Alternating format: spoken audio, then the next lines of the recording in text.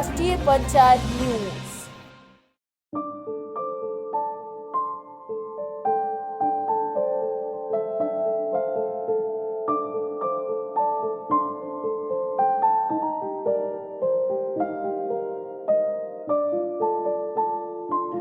रियासत काल में राजा रघुवीर सिंह की ओर से बसाए गए आनी कस्बे पर संकट के बादल मंडरा रहे हैं। एक ओर जहां बादल फटने जैसी आपदाओं से कस्बा उबर नहीं पा रहा, वहीं अब यहां बने मकान खतरे की जद में आने से लोग सहमे हुए हैं। कई लोगों ने अपने जीवन भर की जमा पूंजी मकानों के निर्माण में लगा दी और आपदा आने पर ताश के पत्तों की तरह पल भर में ये संपत्ति ढह गई। बीते 2 दशकों में आनी में सैकड़ों मकानों का निर्माण हुआ।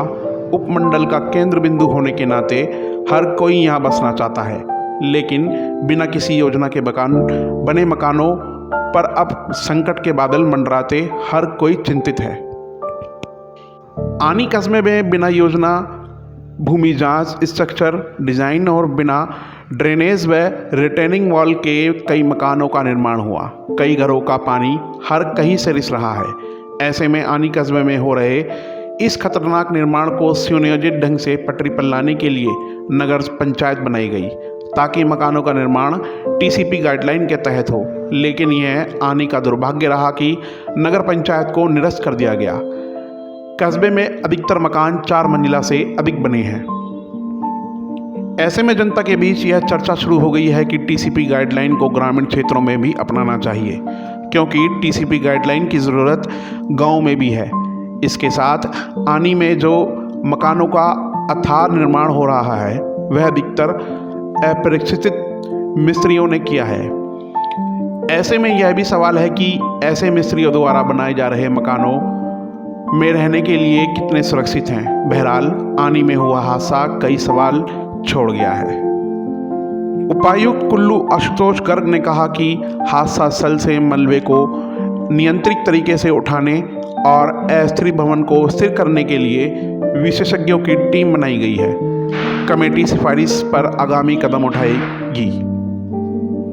बरसात के मौसम में हुए भारी बारिश ने इस बार लोगों को कभी ना भूलने वाला जख्म दे दिया है। लोगों की आंखों के सामने उनके घर ताश के पत्तों की तरह ढह गए, लेकिन वह चाहकर भी कुछ नहीं कर पाए।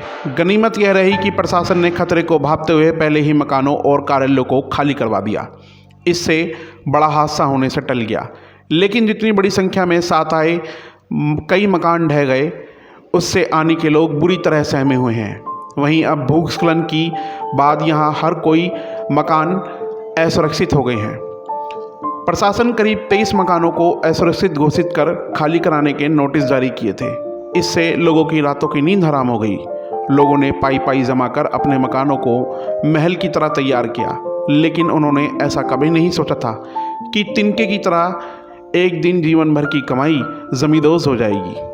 नए बस स्टैंड क्षेत्र की ओर आनी बाजार का विस्तार हो गया था, जो आनी की शान थी, लेकिन इस आपदा ने सब कुछ बर्बाद कर दिया।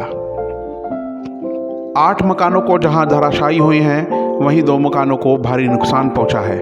इसके अलावा करीब 2 दर्जन मकान डेंजर जोन में घोषित कर दिए गए हैं। ऐसे में बाजार का एक बहुत बड़ा हिस्सा बर्बादी की कगार पर पहुंच गया है।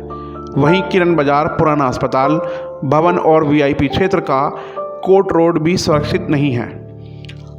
पूर्व में देहुरी खड्डा और बहरन नाले के आसपास के मकानों को भारी क्षति पहुंची है।